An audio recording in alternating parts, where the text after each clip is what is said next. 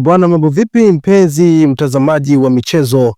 Karibu sana katika chaneli yako ya Vinemax TV, na hii ni update inayohusu klabu ya Simba kumsajili mlinda mlango kwa lazima ili kuziba pengo la Yakubu pamoja na Kamara. Imetolewa taarifa kuhusu makipa hao ambao ni maridadi kabisa kutoka katika klabu hiyo ya Simba. Kamara pamoja na Yakubu Suleiman wote wana majeraha, kwa hiyo watakosa michezo kadhaa katika ligi kuu inayoendelea Tanzania bara. Na sasa mashindano ya African kidogo kuna mapumziko, lakini ligi imesimama kwa muda, lakini magolikipa hawa bado wana majeraha, na Simba imejikuta katika wakati mgumu kuelekea dirisha dogo la usajili baada ya kuingia kwenye hali tete kufuatia majeraha ya wachezaji wake muhimu wawili kwenye nafasi ya mlinda mlango. Musa Kamara pamoja na Yakubu Suleiman wote wamejikuta wakiangukia kwenye majeraha yanayotarajiwa kuwalazimu kuwa nje kwa muda mrefu. Hali hii imeibua haraka uhitaji wa klabu hiyo kutafuta mlinda mlango mwingine mpya ili kuimarisha kikosi kuelekea mechi muhimu za hatua ya makundi ya ligi ya mabingwa Afrika mwezi Januari.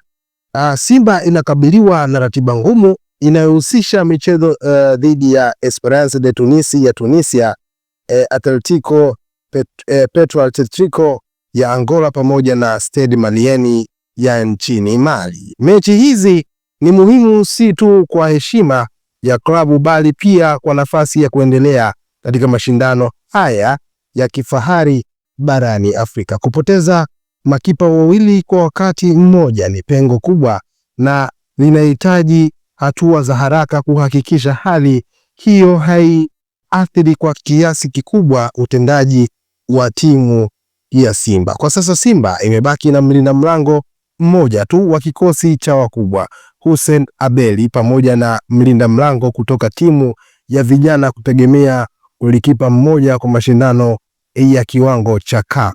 Ni hatua kubwa sana katika mashindano ya CAF, lakini pia ni hatari kubwa kukosa golikipa mwenye umahiri, hasa ikizingatiwa ukubwa wa mechi na kiwango cha ushindani. Kosa lolote linaweza kuigharimu timu pointi muhimu au hata ushindi unaohitajika kuendelea mbele. Hali hii ndiyo imesababisha uongozi wa Simba kuanza haraka na kusaka mlinda mlango mpya mwingine mwenye uwezo wa kucheza katika viwango vya juu. Dirisha dogo la usajili litakapokaribia kufunguliwa, inaonekana wazi kabisa kuwa Simba haitakuwa na muda wa kupoteza, bali italazimika kufanya uamuzi wa haraka na sahihi ili kuhakikisha inaleta mchezaji atakayekuwa msaada kwa wa kweli kwenye timu ya klabu hiyo ya Simba.